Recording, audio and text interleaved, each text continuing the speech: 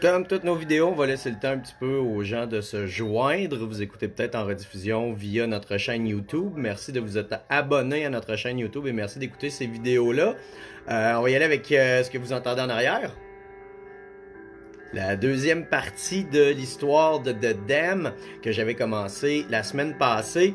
On avait parlé de la première époque, c'est-à-dire jusqu'à leur première séparation. Donc on va reprendre où c'est qu'on en était. Donc c'est ça, deuxième partie de l'histoire des Damned aujourd'hui. Avant de plonger là-dedans, je suis en train d'écrire celle de la formation Fear, donc les prochaines capsules. La prochaine capsule, en tout cas, sera sur Fear. Mais là, on va continuer notre histoire de cette incroyable formation. Donc c'est ça, la première époque couvrait là, les 4 premiers albums. Donc on va plonger dans la suite. Vous allez voir, le band s'est beaucoup transformé par la suite. Il y a eu beaucoup de changements au niveau du groupe aussi. Le groupe a reconnu le succès, a rejoué avec le succès, l'a perdu. Il s'est passé plein d'affaires, vous allez le voir. Mais merci d'être là, merci d'écouter ces capsules-là. Commençons avec The Damned, la deuxième partie. Vous entendez en background leur excellent classique. Quelle intro avant leur classique Smash It Up.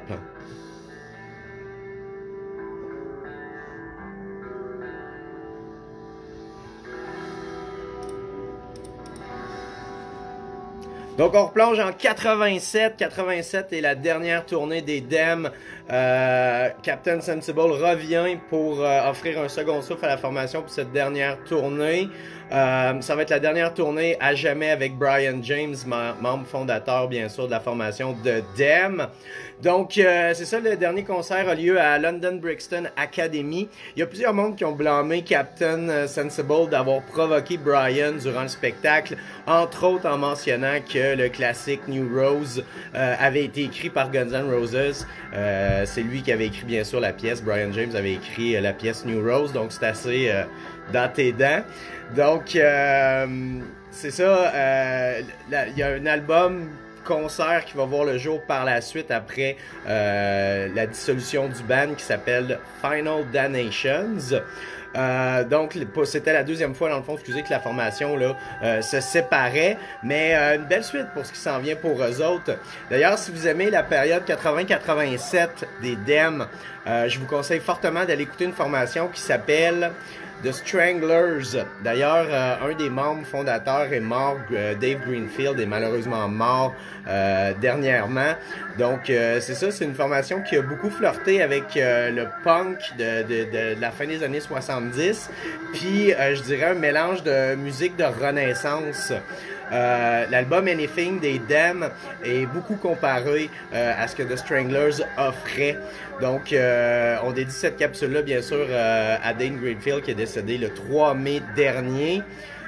Donc, le groupe n'est plus, The Damned n'est plus pour une deuxième fois, mais c'est pas ce qui va empêcher la formation de continuer parce qu'ils vont revenir encore. Sinon, on fera pas de capsule s'ils seraient pas revenus, hein?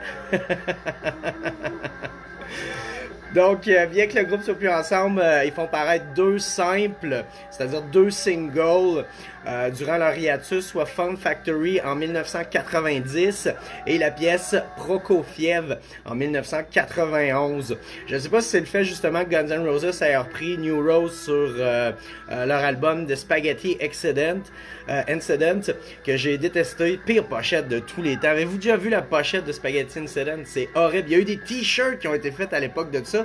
C'est comme les spaghettis toutes mélangées, mais pas une belle sauce spaghetti, là. Le spaghetti jaune-orange chimique. En tout cas, pire pochette de tous les temps selon moi. En tout cas, dans le top 5 des pires pochettes de tous les temps par Guns N' Roses. Mais le fait qu'il ait repris New Rose a injecté un nouveau souffle pour la formation, puisqu'une nouvelle vague de fans auxquels ils n'avaient pas accès, qui sont les fans de Guns N' Roses, se sont jetés sur The Damned pour savoir c'était quoi, pourquoi Guns N' Roses avait repris bien sûr la pièce New Rose. Donc, je pense que ça a été un élément déclencheur là, pour la reformation. Donc, c'est ça, la nouvelle génération qui va suivre les Damned à partir de ce moment-là vont découvrir un nouveau line-up qui est Scabies, bien sûr drummer, fondateur de la formation, Vanian, bien sûr chanteur de la formation, est toujours là. C'est Chris Dollymore et Alan Leisha ainsi que Moose Harris qui vont compléter ce nouveau line-up. Le groupe offre beaucoup de tournée. Il y a eu plusieurs tournées durant les 2 années suivantes. Donc, ils vont renouer avec un public punk puisque Offspring va reprendre à cette époque la pièce Smash It Up que vous entendez en fond et qui vient de terminer. Donc, Offspring va infuser un gros succès dans ce qu'on connaît, nous, j'ai 38 ans. Donc, la scène skate punk va découvrir The Damned à travers cette reprise. D'ailleurs, la reprise se trouvait sur la trame sonore de Batman. Donc, c'est sûr que la pièce avait été beaucoup poussée par les radios. Donc, il faut pas oublier qu'à cette époque-là, c'est 95 que Smash It Up a été repris. En 94, Offspring venait de prendre le monde entier par surprise. Smash venait de conquérir le monde. C'est le plus gros succès underground pour un groupe. Si Smash est arrivé, c'est bien sûr à cause de Nirvana. Nirvana a été comme le band de garage que les labels ont fait. OK, il y a des gemmes dans ces bands de garage-là, donc c'est qui le prochain? Ça va être qui le suivant?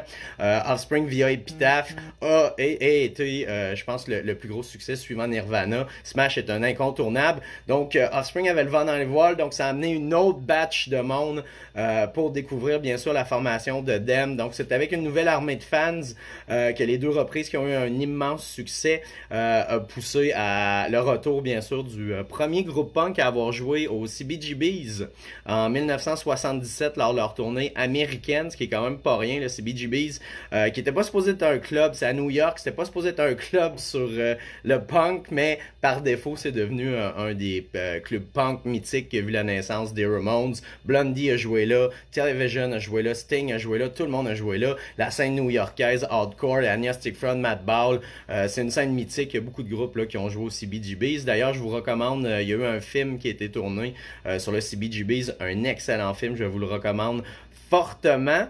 Je vais reprendre mon souffle puis saluer tout le monde. Salut gang, salut tout le monde qui est là. Marie-Hélène, salut, j'espère que tu vas bien. Salut Marc, salut toute la gang, merci d'être à l'écoute. Vous êtes dans la 2e partie, bien sûr, de l'histoire de The Damned. Donc, en 77, non. C'est en 95 que l'album Not Off This Earth, et à ne pas confondre parce que les gens sont mêlés avec cet album-là, parce que pour beaucoup de monde, l'album s'intitule I'm Alright Jack and the Beanstalk, mais l'album est aussi nommé là, Not of This World. C'est un véritable retour aux sources pour le groupe. On revient à base, qui a fait le succès de Damn Damn Damn, le premier album du groupe, mais avec une maturité puis un contrôle exceptionnel. Faut dire que c'est des grands musiciens Damn, c'est des gars qui maîtrisent à 100% leur instrument et même plus, ils excellent beaucoup là-dedans. Donc, je trouve qu'il y a une belle maturité dans cet album-là. Puis je crois aussi que le son sur cet album reflète l'amalgame de tout ce que les anciens membres ont amené au niveau du groupe. C'est un album qui mérite, selon moi, beaucoup plus de succès.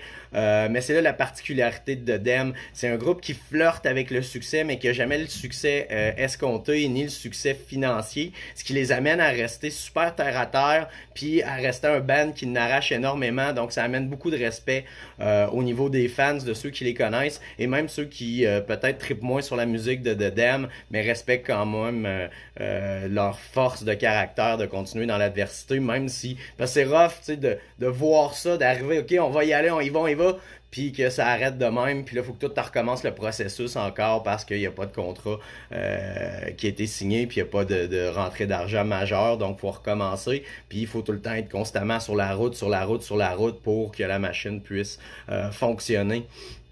Donc, c'est ça, ils sont restés plus souvent dans l'ombre du mainstream, mais ont jamais arrêté de progresser au fil des années. D'ailleurs, les médias parlent rarement de l'album que je vous disais, I'm Alright Jack and the Beanstalk. Je crois que plusieurs voient Grave Disorder, paru en 2001, comme la suite officielle de Anything. Not Off This Earth, c'est le dernier album avec Rat Scabies qui quitte le groupe en 95. On parle d'un gros pilier de la formation qui s'en va. Il a quitté le groupe 2 mois avant la sortie de l'album. Donc le groupe se sépare pour une 3e fois, et ce pour une année complète. Donc 3 séparations pour The Damned. Yes! Et c'est ce qui fait que l'on va prendre une gorgée là-dessus avec la bière locale de la journée.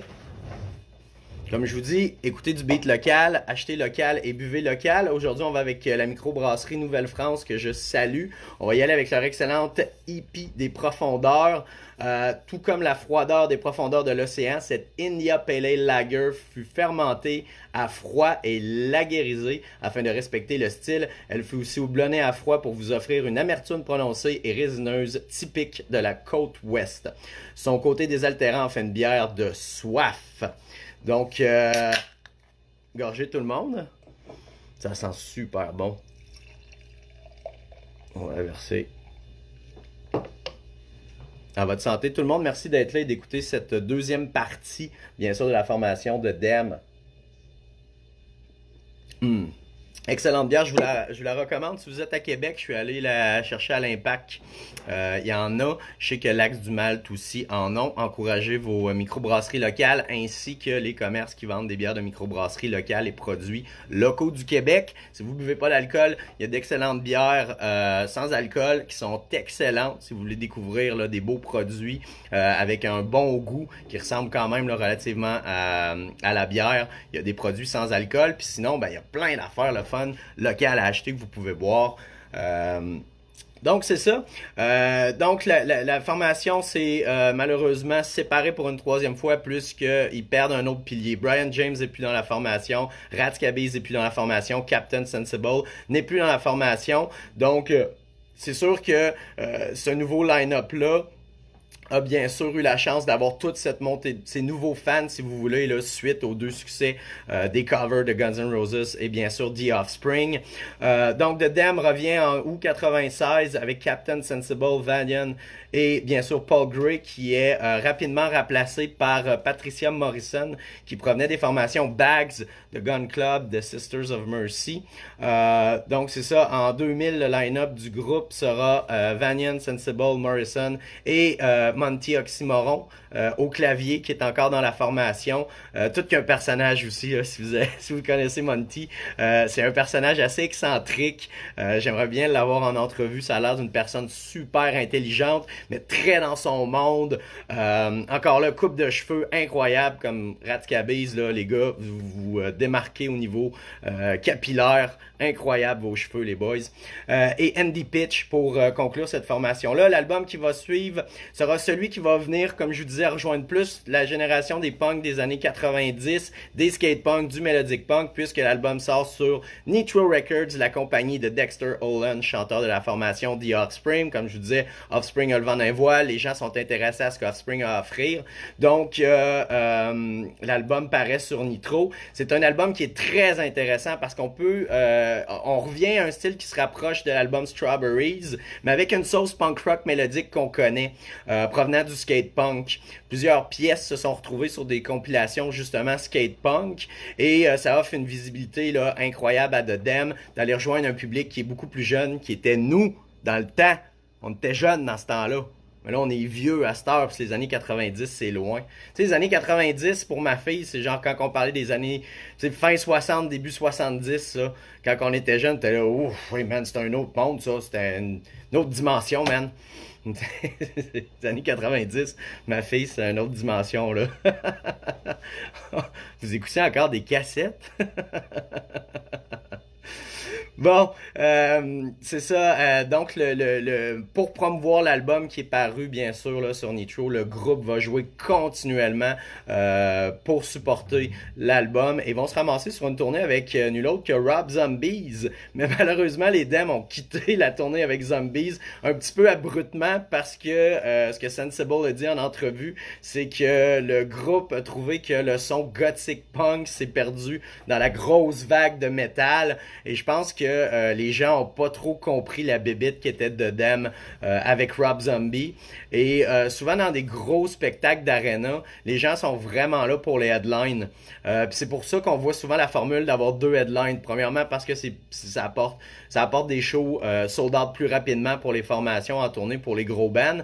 Mais c'est sûr que en tout cas, c'est toujours plus tough pour les bands en première partie, je pense, dans les arénas, plus que la scène par exemple punk rock ou metal, où les gens veulent découvrir des nouveaux bands et des nouveaux talents, donc ils vont se pointer quand même relativement de bonne heure, ou les alcooliques qui vont arriver là vraiment de bonne heure pour avoir le plus de bière possible durant leur soirée, pour avoir le petit kick-ass buzz au début.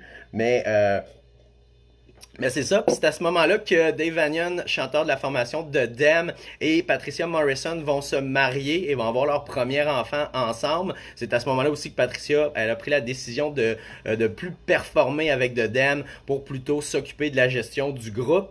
Et c'est Stu West qui va la remplacer en tant que bassiste. En 2006, excusez, ils sortent le simple Little Miss Disaster qui célèbre les 30 ans de carrière de Them. Oui, il y a eu des in and out, mais tu sais, lorsque la formation s'est séparée à 3 reprises, la plus longue année, je pense, c'était un an et demi. Donc, c'est pas si pire quand on regarde ça sur 30 ans. La formation était quand même beaucoup active. Excusez, je rate cette excellente bière de la Nouvelle-France. En octobre 2006, BBC2 présente un documentaire d'1 heure sur la conception du simple New Rose intitulé Is She Really Going Out With Him? Puisque c'est la phrase là qui commence la pièce. On montre la place que The Them avait dans la scène punk des années 70. Un DVD d'un spectacle voit le jour à cette époque sur un concert que le groupe a produit à Manchester pour célébrer le 25e anniversaire de l'album Machine Gun Etiquette. C'est en novembre 2008 que le groupe offre une suite à Grave Disorder, soit 7 ans plus tard. Cet album est bien balancé, on dirait un peu la suite du Black Album, mais sans les pièces étranges expérimentales qu'on retrouvait sur le Black Album, mais plutôt un retour au vieux son de Them. Cet album est le 10e en carrière, c'est un album qui est très solide, ça s'écoute super bien. La pièce finale là, de l'album est un hommage à Syd Barrett de Pink Floyd, qui est mort 2 ans auparavant. Comme j'avais mentionné, là, le groupe a toujours été fans de Pink Floyd et beaucoup de l'époque Barrett, il avait approché Syd Barrett pour bien sûr produire produire un de leurs albums. Ça avait pas fonctionné, puis ça avait été Nick Mason de la formation Pink Floyd qui avait enregistré l'album avec The Them. Donc c'est ça, j'imagine que ça a ravivé justement cette déception-là là, qui n'ait pas pu produire Music for Pleasure, le 2e album. Donc on retrouvait aussi sur cet album-là, sur l'album sorti après Grave Disorder, LOL Kiss Hill au saxophone sur la pièce You Know. Vous irez faire une recherche. De un, c'est cool parce que son nom c'est LOL, L-O-L. C'est son vrai nom. Je pense pas qu'à l'époque ça avait du sens pour lui, mais aujourd'hui c'est quand même drôle, ça s'appelait LOL. C'est un jeu de mots. Il y a une tournée britannique qui va suivre de 23 spectacles pour supporter l'album qui va les mener à 2009 à ouvrir pour un ancien ami. Bien sûr, qui a performé avec eux autres sous le nom Doom. Je parle de Lemmy Kilmister de la légendaire formation Motorhead. Motorhead a toujours été la balance entre le punk et le metal. Je pense que les metalheads adorent Motorhead, les punk rockers adorent Motorhead, tout le monde aime Motorhead. Si t'aimes pas Motorhead, faut que t'écoutes Motorhead. Tape-toi la discographie puis tu vas comprendre beaucoup mieux cette mythique formation-là. Donc, entre 2009 et 2015, The Them offre plusieurs tournées et se retrouve en tête d'affiche de plusieurs gros festivals. Le groupe participe par la suite à un excellent documentaire qui retrace leur carrière et qui focus sur la période de spectacle entre 2011 et 2014. Le documentaire est intitulé The Them Don't You Wish That We Were Dead. Ce documentaire offre des entrevues avec presque tous les membres qui offrent leur version de l'histoire, si on veut, de The Them. C'est un documentaire super honnête, puis qui retrace un peu aussi le côté humain du groupe. On en apprend peu sur ce que Vanian fait en dehors de The Them. Ça reste vraiment un personnage mystérieux. Même à un moment donné, Captain Sensible dit qu'il n'a aucune idée là, de c'est qui réellement ou de ce qu'il fait dans ses temps libres. Il y a plusieurs spéculations aussi qui circulent sur le fait qu'il serait tout simplement un vrai vampire, que le chanteur de The Them serait un vampire. Ça me fait bien rire, là, mais on voit qu'il protège beaucoup sa vie privée. Donc, grâce à ce choix-là, ça fait beaucoup de spéculations. ça crée un mystère autour du band. Je pense que c'est ça avec quoi il veut jouer. Malheureusement, le 12 septembre 2015, l'ex-bassiste Bryn Merrick meurt d'un cancer de la gorge à seulement 56 ans. Il avait joué avec le groupe sur les albums Anything et Phantasmagoria.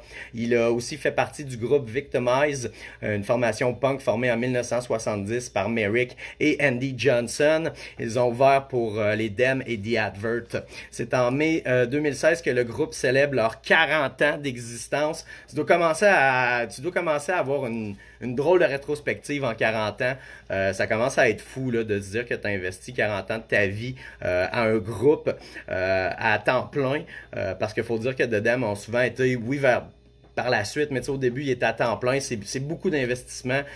Donc, ça doit être quand même quelque chose. Donc, ils ont offert un concert légendaire au Royal Albert Alley. La pièce Neat Neat Neat est mise en avance dans le film Baby Driver, un film écrit et réalisé par Edward Wright.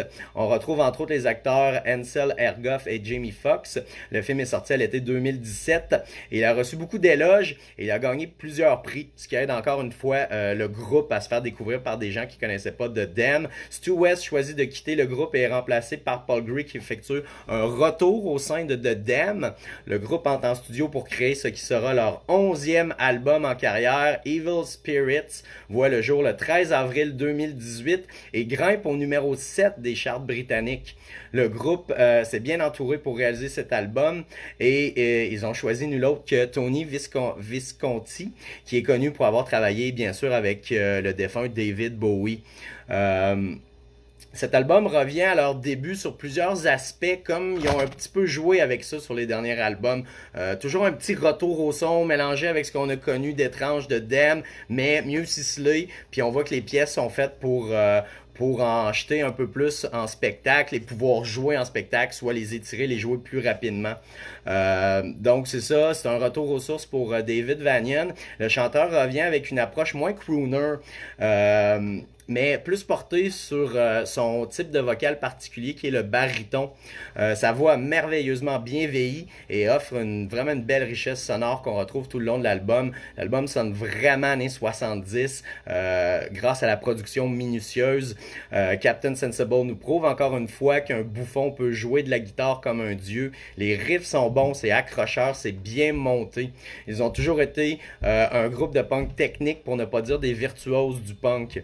J'irais même jusqu'à dire que Vanian et Captain Sensible sont d'excellents acteurs puisque leurs personnages sont vraiment passés à l'histoire. Il y a beaucoup de talent dans The Dem et cela aura été leur succès à eux et celui d'avoir toujours évolué en donnant le meilleur d'eux-mêmes et ce, peu importe la situation. Gorgé.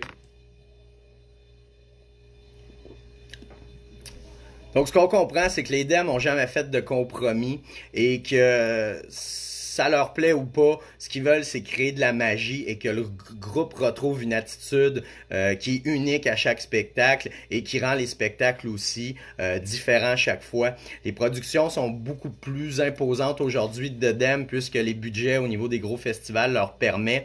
Vous irez voir ça. C'est quand même assez impressionnant. Puis le groupe va jouer sur une approche différente à chaque fois. Là. Les spectacles sont jamais pareils. Donc si vous allez voir The Dem aujourd'hui, ça sera pas pareil plus tard. Mais je sais qu'aujourd'hui, on peut pas à cause du COVID-19, mon petit comique.